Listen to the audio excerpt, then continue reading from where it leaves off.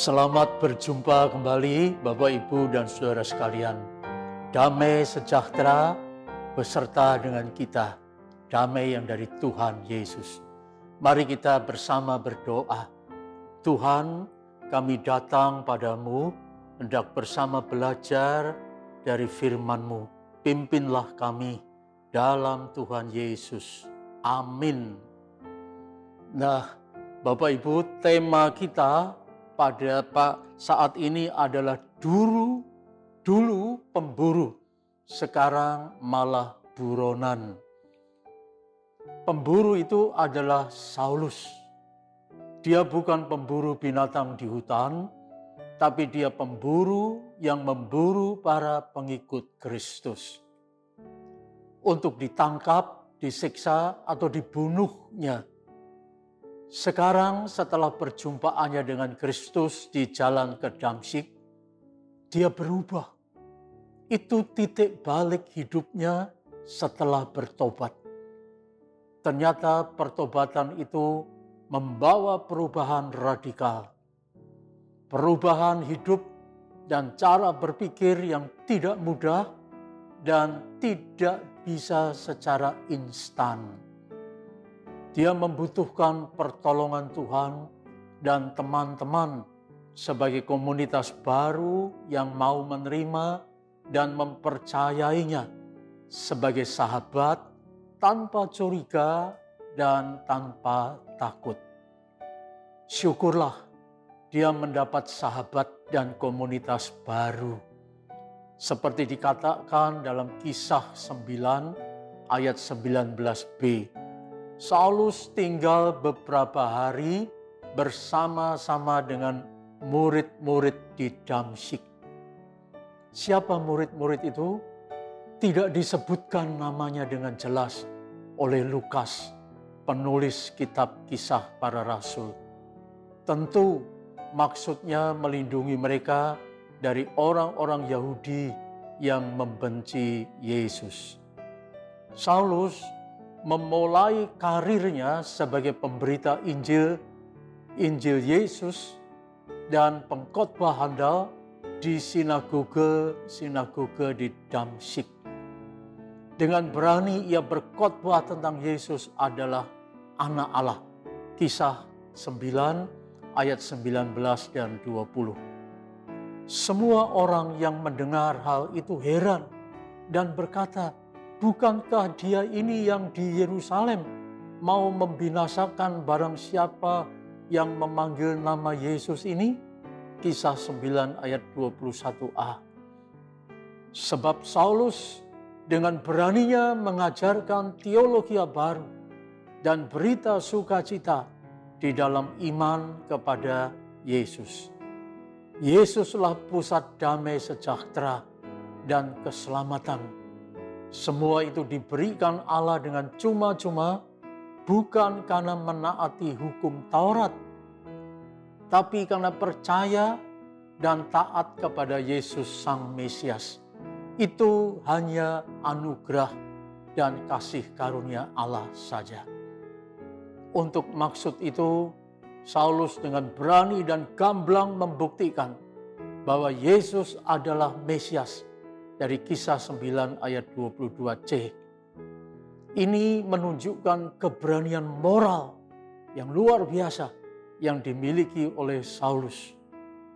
Akan menjadi mudah tentunya baginya untuk bersaksi tentang Yesus bila orang-orang Yahudi tidak mengenal siapa dia dan latar belakang hidupnya dulu.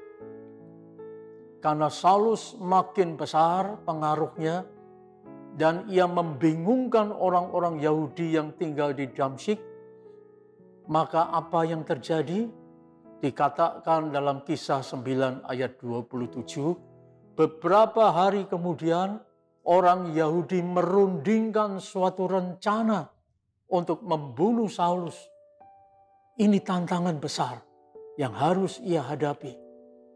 Musuhnya menghendaki Saulus mati. Maka mereka siang dan malam menempatkan orang-orang Yahudi untuk mengawal semua pintu gerbang kota. supaya dapat menangkap dan membunuhnya. Kisah 9 ayat 24. Semua jalan sudah ditutup.